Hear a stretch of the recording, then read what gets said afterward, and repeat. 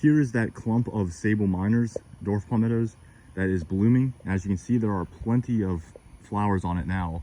The flower stalks are starting to open up, the flowers on the stalks that is. You can see them down here at the bottom. They kind of start from the bottom and go up. So these ones started opening probably in the past 5 days, maybe 4 days at the bottom, and they've slowly opened towards the top. So it's technically not even in like complete bloom right now, but I just wanted to show all these pollinators on it. You can see there are some bees, some honeybees. Looks like even a wasp on here, which is back there. There's a bunch of little ants and things like that. There's these really small looking bees. I don't even know what half of these bugs are. There's some weird bugs back there, but yeah, it's just really cool to see all these pollinators on it. So this is probably going to give quite a bit of seeds. Look at that. I don't even know what that bug is. It's kind of strange looking. But yeah, I just wanted to give an update on that because I know I said I was going to make one. Also, there's a little flower stalk coming up down here, which is kind of weird. It just kind of shot up out of nowhere. It wasn't there that long ago.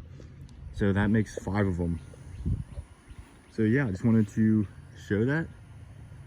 And this thing is starting to become in full bloom, and there are tons of insects on it. The flowers don't really, they smell a little bit, but not a lot. They just kind of smell like a generic flower smell.